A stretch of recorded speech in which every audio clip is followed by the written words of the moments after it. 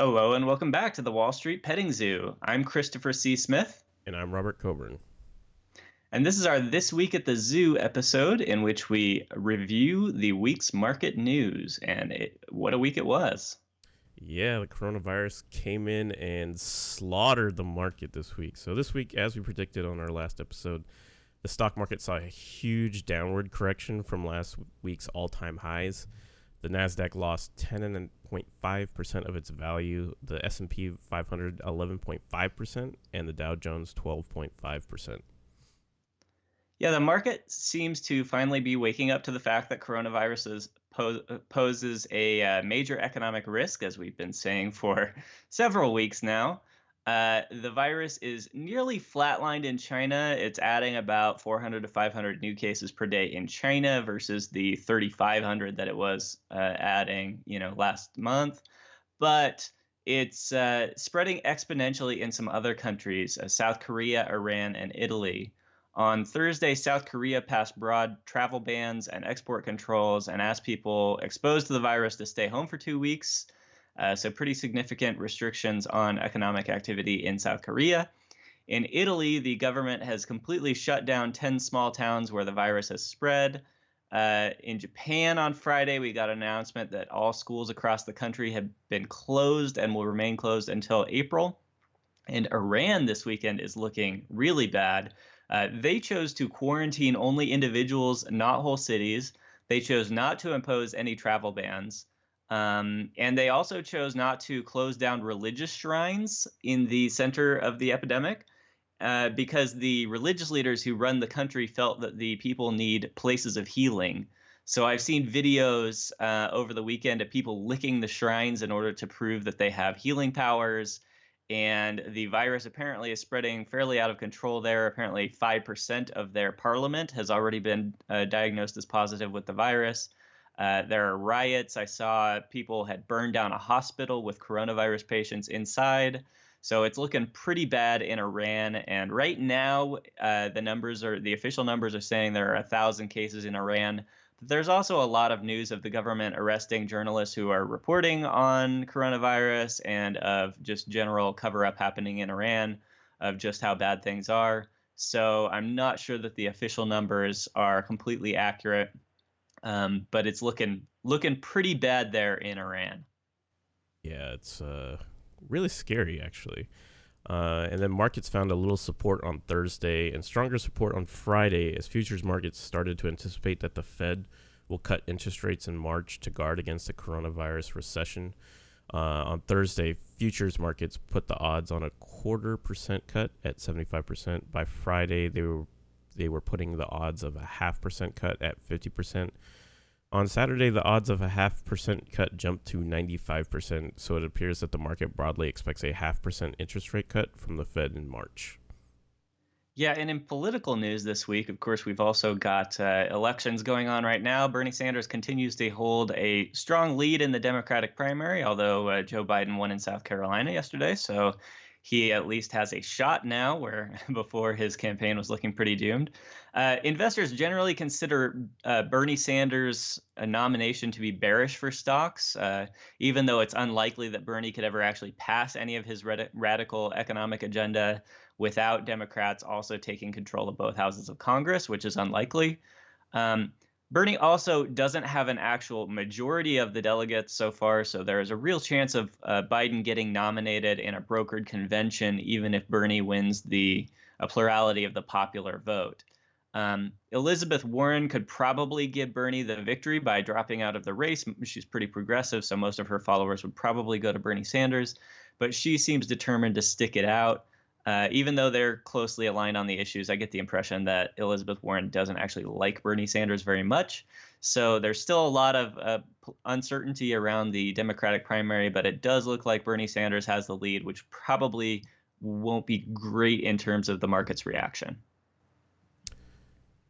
Yeah, in the economic data this week, we got surprisingly high consumer confidence numbers and some strong home sales and home price data. Personal income came in better than expected for January, and GDP and jobs were about in line. Overall, the week's economic data was surprisingly positive, considering the headwinds from coronavirus impacting international trade. Over the weekend, however, we got an extremely low PMI number for the Chinese economy. PMI is an index that combines a whole bunch of different economic measures, so it gives you kind of a broad picture of a whole economy. China's PMI was expected to come in at 46. It came in at 35.7. That's 22% lower than analysts expected. Yeah, and I mean, 22% is a lot. You're talking about the whole Chinese economy being 22% lower than analysts expected, and expectations were already pretty low due to the coronavirus.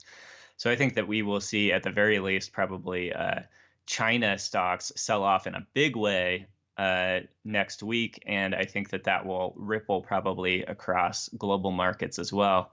So, what to expect this week? Well, the best way to predict the stock market, I find, is to understand what stories investors are telling themselves. And that's hard right now because we've got several different stories that we're telling ourselves. Will the main story this week be about expected interest rate cuts, or will it be about China's economy grinding to a halt and coronavirus continuing to spread? On Friday, I was thinking it might be the interest rates. I was thinking those would be the story that we'd see sort of a normal progression of coronavirus over the weekend.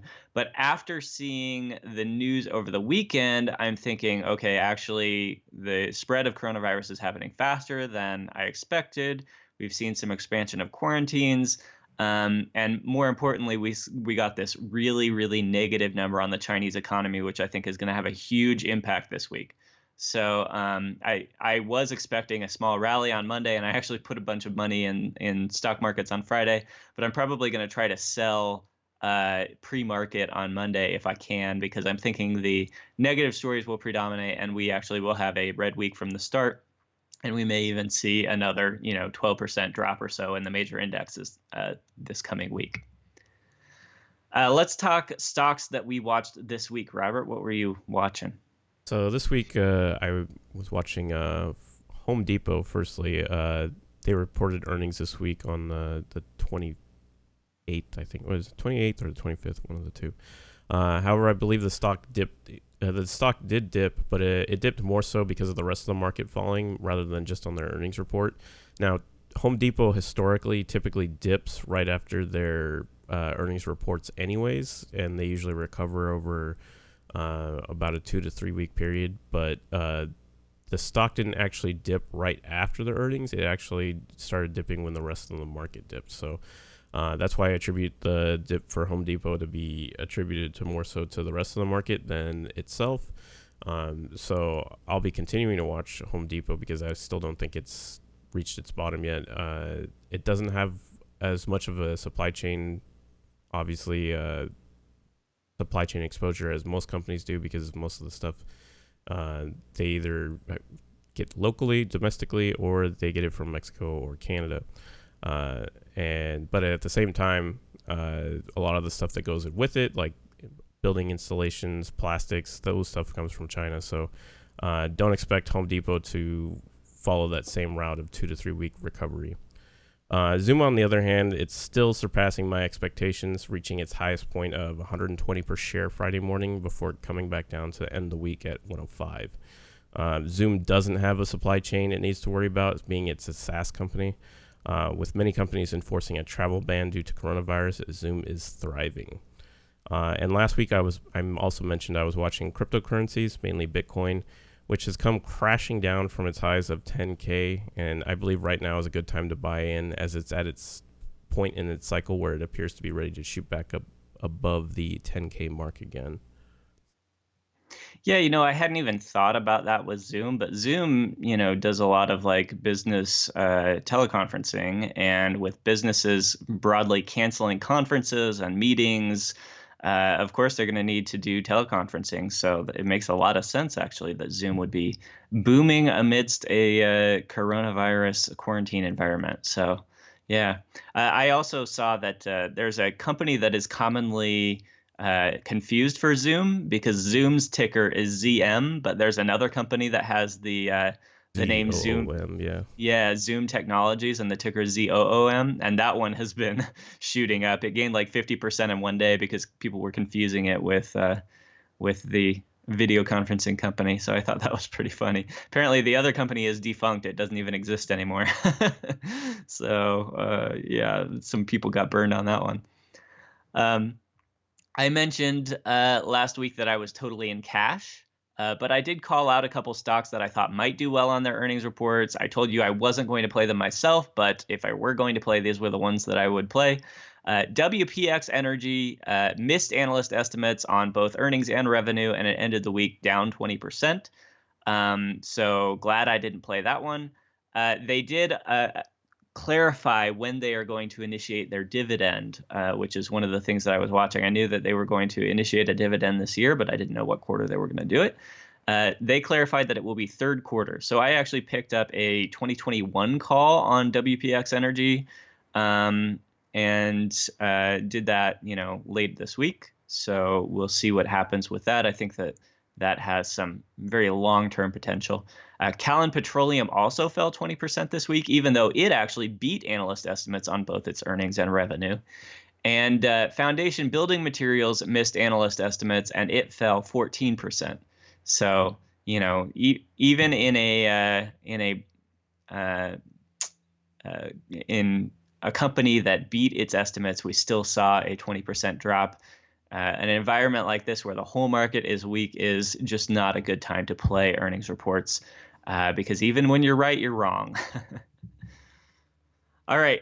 What stocks are you watching this week, if any, Robert? So the stocks I'll be watching this week are mostly bank ETFs, and I mentioned these to you this week. The two bank ETFs I've been looking at are FTXO and VFH. Both are at their lowest point in quite a while, mostly like 1 to 2 years. They're actually at one of their lowest points. And to take advantage of this kind of fire sale, especially when you're looking for long-term gains, specifically that of compounded interest, it's quite tremendous. I like to follow Jim Cramer's train of thought of, your first $10,000 you invest should be in ETFs. So if you are looking to start investing, I would suggest buying into these two.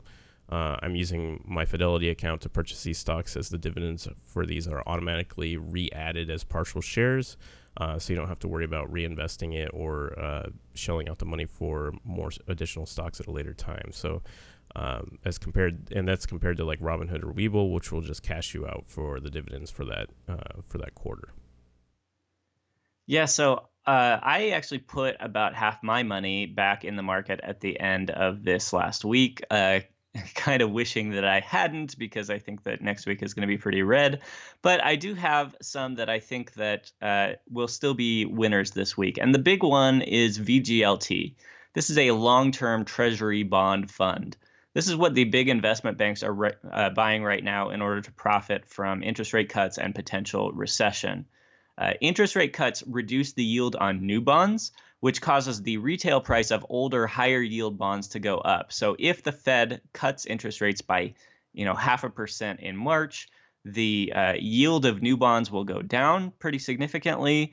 But that means that investors will be willing to pay more for the older bonds that already exist. So if you get into bonds ahead of an interest rate cut, your bonds actually appreciate in value as a result of the interest rate cut. And JP Morgan did this earlier this year. They crushed analyst estimates of earnings in the last year by buying bond funds ahead of Fed interest rate cuts.